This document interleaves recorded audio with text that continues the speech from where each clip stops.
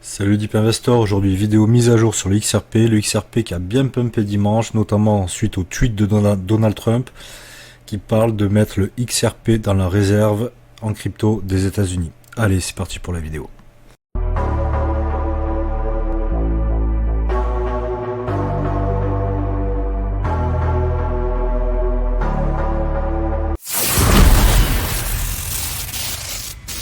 Nous sommes en weekly, donc ça c'était la semaine dernière, donc on l'a clôturé dimanche soir.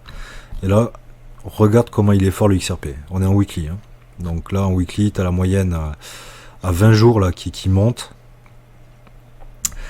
On a cette zone là qui servait de gros support, tu vois, on l'avait attaqué, là c'était la dernière baisse du Bitcoin qui nous avait amené à 1,77. Beaucoup d'acheteurs étaient re-rentrés sur ce gros niveau de support.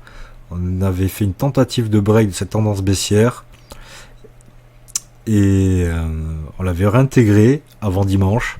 Grosse attaque baissière, on allait rechercher les 1,95 suite à l'annonce de Trump sur le fait que le XRP fera partie de la réserve en crypto côté États-Unis. Hop, tu vois cette magnifique bougie en weekly, grosse mèche d'acheteurs. On est même au-dessus de cette zone de support. Et là même, on est en train de dimanche, on avait breaké à la hausse la tendance baissière, bien sûr. On a réintégré ce début de semaine la tendance baissière, mais quand même maintenant si on dézoome, on va se mettre en daily. Tu vois qu'on reste sur ce niveau de support, ça serait parfait que l'XRP reste là-dedans, ça serait très très bien. Et pour l'instant le XRP comparé au Bitcoin et à l'Ethereum, je trouve quand même qu'il a une bien meilleure tête. Et lui, quand le Bitcoin partira à la hausse, il partira très très haut et très très fort. Donc là on est mardi, il reste dans ce niveau-là. À l'instant T, on est à 2,49, c'est parfait.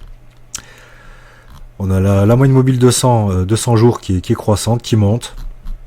On a ce niveau-là qu'on n'est pas allé rechercher. On s'appuie juste dessus. On est reparti à la hausse. Là, on reste là-dedans. Il y a des acheteurs. Tu vois, aujourd'hui, le point bas, on l'a fait à 2,21. C'est très bien. Donc moi, il faudrait que l'XRP reste sur ces niveaux-là.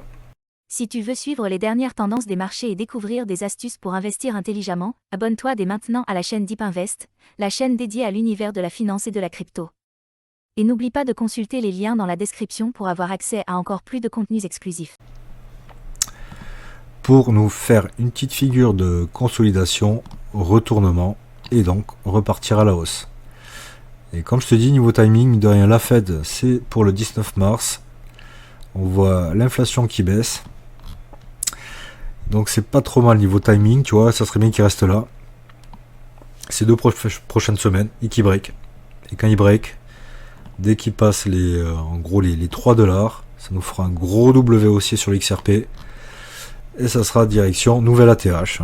Et c'est reparti pour le bull run. Voilà, mais tout ça va falloir que le Bitcoin reparte à la hausse. Pour que le Bitcoin reparte à la hausse, et donc qu'il entraîne toutes les autres cryptos, il va falloir que Jérôme Powell, soit lors de son discours du 19 mars, parle que l'inflation est sous maîtrise, qu'elle a bien baissé et qu'il est fort probable qu'il baisse les taux, soit encore mieux, lors de la réunion du 19 mars, qu'il annonce direct « je baisse les taux », parce que l'inflation a bien baissé et est en très bonne voie.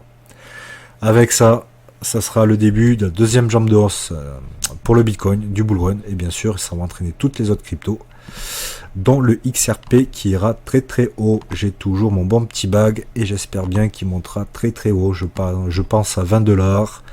Les 10 $ pour moi seront pétés facile. Les 20 $, pour moi c'est une bonne target. Et qui sait, parce que si le XRP fait partie de la réserve des États-Unis, ça risque de le faire monter très très haut, je le répète. Allez, si t'as aimé la vidéo, pense t'abonner et je te dis ciao.